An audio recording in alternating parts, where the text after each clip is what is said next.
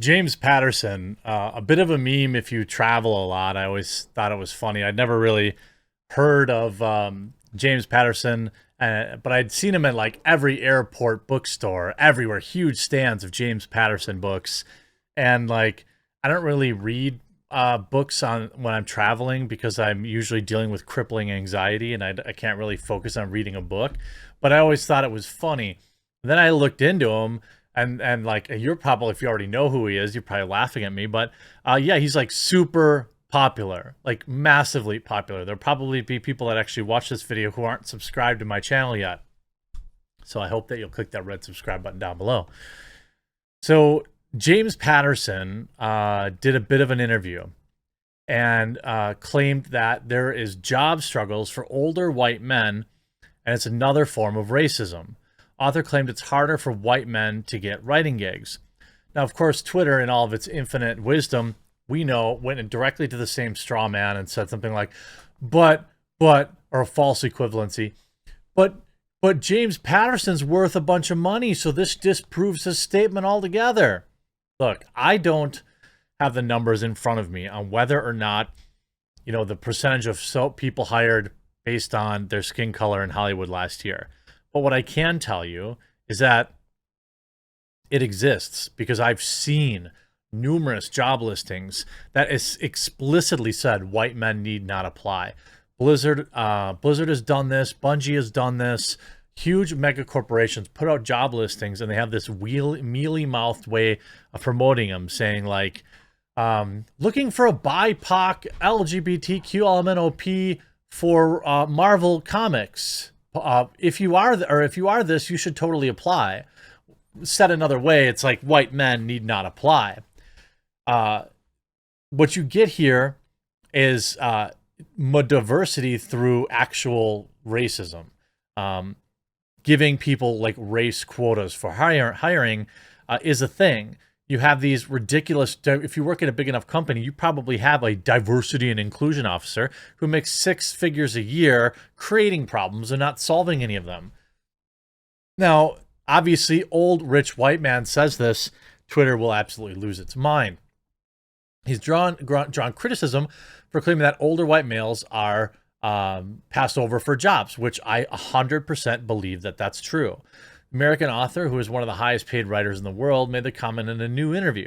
In the piece by the Times, it's claimed that Patterson, who is 75, quote, is worried that it's hard for white men to get writing gigs in film, theater, TV, and or publishing. I probably would guess that that's true if he added straight. But even if now you're just like plain old gay, that's like not enough to get any extra look. You have to be one of the new hot things. He was quoted as saying, quote, it's another form of racism. I fully believe that that's true. I don't subscribe to this leftist definition of, but you have to have institutional this and that. And this. Look, to me, I'm just a simple Midwest guy. If you're hiring based on skin color, that's racist. Quite simply, and that goes for hiring based on race and or firing based on race. Why is it different when you fire based on race but not hire based on race? Everybody would be up in arms and has been up in arms when somebody gets fired even the faintest scent of it being because of the race exists. Multi-million-dollar lawsuits have been filed on that. But hiring based on race, that's totally okay. Patterson continued, it's even harder for older white males. You don't meet many 52-year-old white males. Many of his fellow writers criticized the author's comments on Twitter, with some highlighting the fact that Patterson, according to Forbes, made $80 million in 2020. Again, doesn't mean anything. James Patterson is an established author and has been there long before all of this wokeness started. So the fact that he has money does not disprove his statement. That's extremely short-sighted, low IQ. But, I get it. Twitter rewards the dunks more than actually making a reasonable argument. He holds the record for having the most books in the New York Times bestsellers list. Well, sounds like he's earned it. Sounds like people like his work.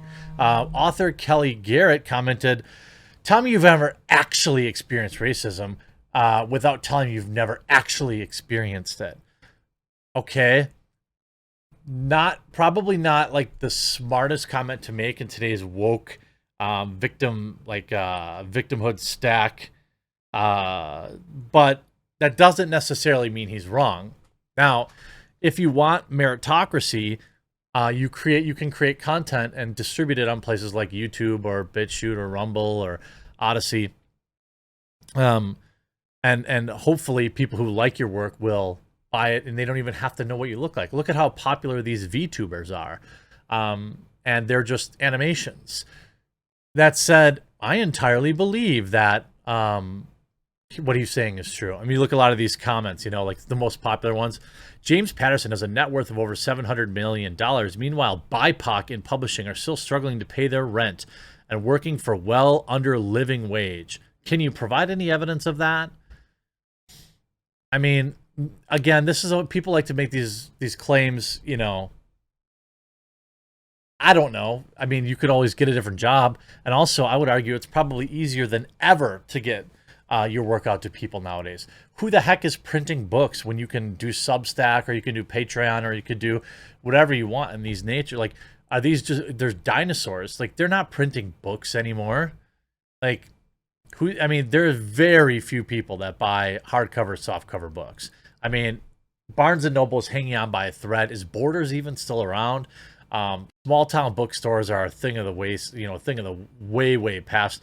The magazine industry is about 25 magazines now, when during the 90s or 2000s it was, you know, hundreds or maybe even thousands of extraordinarily popular magazines.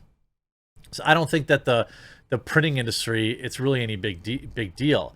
But of course, Twitter loses its minds. James Patterson, blah blah blah. You can see how they framed it. Whose popular books have made him a staple on USA Today's best-selling books, so they're poisoning the well. Lamented white men struggling to find writing jobs in film, theater, and TV, and publishing industries as just another form of racism. Yeah, people pointing out James Patterson mostly doesn't write his books. Maybe that's true. I don't know. I don't care if he's got people working underneath him that have his formula down and he can just come through and finish it. I don't know. Ghostwriting is a thing, isn't it? You have like people, maybe we prefer the variety of choices we have now. I don't know.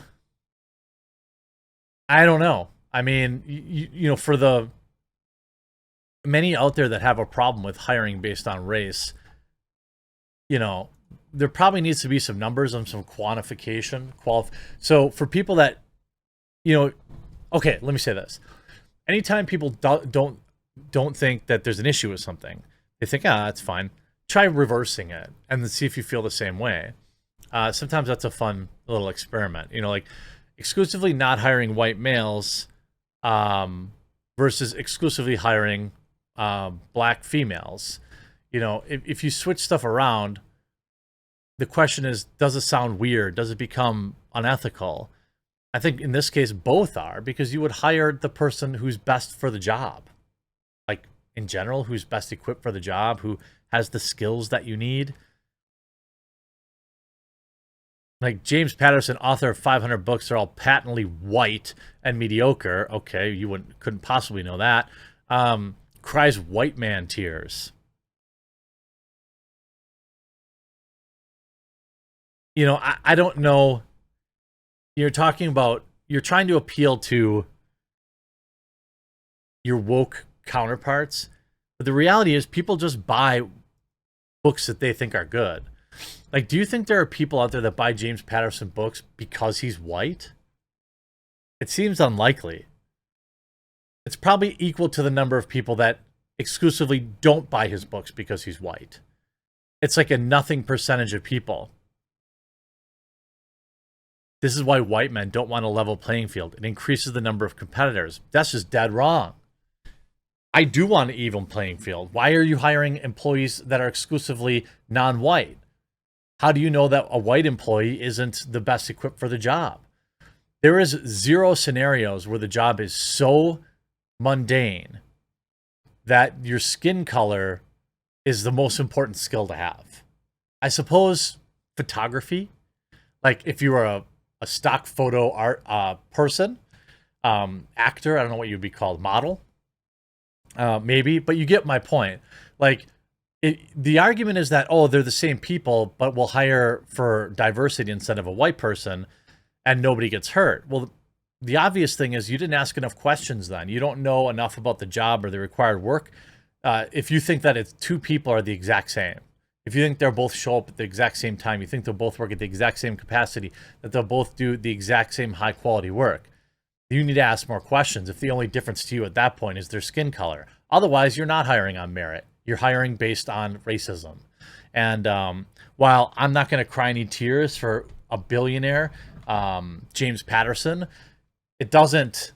Anytime you want to see people get riled up, you just kind of poke at their sacred cow. And you could read thousands and thousands of people on Twitter absolutely losing their mind. You know why? Probably because he's right. Hope you enjoyed this video. We'll talk to you again real soon.